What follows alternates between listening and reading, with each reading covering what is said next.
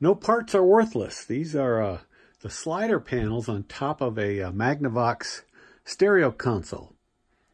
I was given a pair of consoles a couple of years ago. They sat around for a while. I finally parted them out and sold a number of the parts off them. And these just were kind of sitting around. I finally decided maybe somebody needs these. They're not in too bad a shape. And I put them up for $30. And after about 6 or 7 months, I got an offer of $20 and let them go for that. And this pair of RTR PS1 satellite pyramid style speakers sold. I've had these for quite a while. I bought them from a guy that he often calls me and says he's got some audio equipment every now and then that I don't know how he picks it up, but he finds stuff, and I sometimes buy the amplifiers and stuff. But he had these speakers. He gave them to me for $20. They need to be refoamed. The outer foam edges of these woofers, they often deteriorate on these speakers, and it's not too bad a job. You got to disassemble it and peel off all the old foam and get rid of all the old glue and glue in the new foam pieces that you can buy on eBay. And I've had these for a while and used them after I refoamed them for a couple of months downstairs in my TV room, and finally put them up for sale just a few days ago.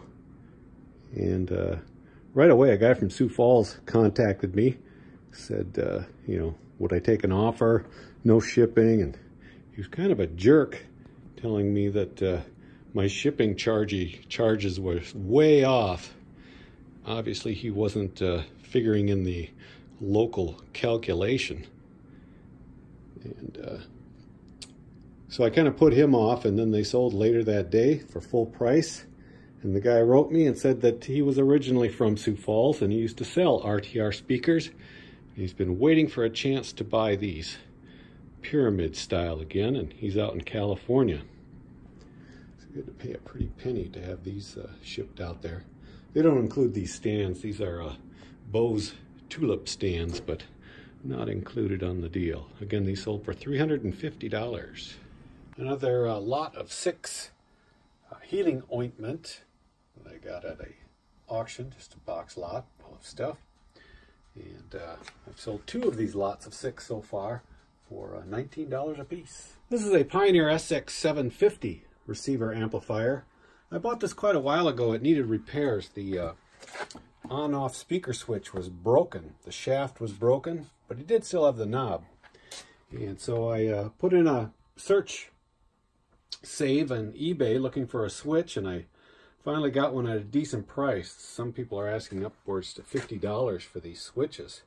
I found this for about $25, and it was actually off of a different model, but it had the same selections. So I took a chance and I bought it. I wired it up, and I just soldered in the wires matching the colors, thinking that was going to work just fine, but it did not. Some of the speakers were misaligned with the selector, so I was able to just use a tester and figure out which ones were which and redo that. So it was a bit of a chore, but it's a really nice amp, and these go for pretty good money. I was able to get $390 for this one. I printed off a manual for it. A couple years ago, somebody was giving away a bunch of these folders for free, so I grabbed them, and at one time or another I found this industrial 3-hole punch, and that's all it takes to make a nice presentable owner's manual for these items. And I think that helps go a long ways, because I priced this a little bit higher than most of the other SX750s up for sale. And it only took about, let's see, I believe I put this up on Monday, and today is Friday. And it sold again for $390. This sale is proof that even boat anchor technology that has absolutely no use can still sell. This is a Pioneer TV sound tuner. You used to buy these to put in your system, and you could tune in the channels all your regular VHF channels and UHF channels, and then listening to them in mono through your stereo system. Obviously this has no use today because of the digital signals, and even though it's sold to someone in the Netherlands, I don't think they have analog signals either. I might be wrong on that. Maybe they still do have some stations over there in Europe that have analog, but this doesn't even work as far as it powers on, but the buttons don't light up the lights. And of course everything was disclosed in the listing. I even had people write me asking me, why would somebody want this? Well, I could think of nothing but snide remarks to make back to them, so I just held off. Why do people buy rotary phones? Decorative. If you have a Pioneer silver face system that looks incomplete, maybe this completes it for you. And this sold for $30. This is a nice old 55 T-Bird convertible promo car. Pretty good condition. It's got the metal chassis. And this sold for $60. This is a Realistic brand cassette deck. It's just a tape player. It doesn't record. I picked this up off of a Craigslist ad. He was advertising a Pioneer receiver, a small one, but still vintage 1970, and some Pioneer speakers, a CD player, and some other paraphernalia. He was an Army vet that bought the equipment in Korea, at least the amplifier. I've often found vintage amps that were bought in Korea or Japan, brought back with the servicemen. Got it all for $25. I didn't even test it out because I knew it was valuable even if it didn't work, or perhaps I could fix it, but it all worked. Some lights on the Pioneer needed some replacing, but I put the items up for sale this week, and the tape deck sold right away for $30. It's Monday morning. Had a big week, actually weekend from March 1st, it seemed everybody decided to open their pocketbooks and start spending money. I've got about 8 or 9 items I've got to pack up this morning, including this pipe stand. This is the last of the pipe stands that I've bought over the last couple of years. They're always long tail, it seems. And this one only sold for $20. There's no humidor, there's just a spot for it. No felt bottom or anything. But it's got room for a lot of pipes. Again, this sold for $20. Oh, and I want to give a shout out. I had an interesting transaction this morning. A fellow scavenger emailed me or messaged me on eBay after I put in an unsolicited offer for an item he had for sale. And he wanted to know if it was me, and I said yes. And he came back with the offer that I asked for, and I got to add something to my collection. So thanks, Rob. Now, this BSR McDonald record player I picked up a couple of years ago when I bought about $500 worth of turntables from a guy, a hoarder, and the platter was stuck, and so I just left it in the box on a shelf.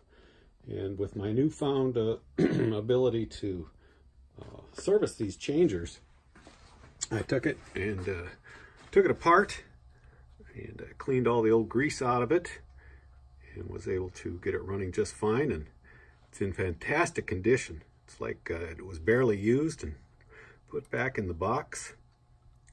Came with all sorts of accessories. There's what the underside of the changer looks like. That all has to come apart, and there's actually a cycling gear on the top that needs to be cleaned as well. And came with these accessories for either single play and the stacker spindle, as well as the 45 stacker spindle.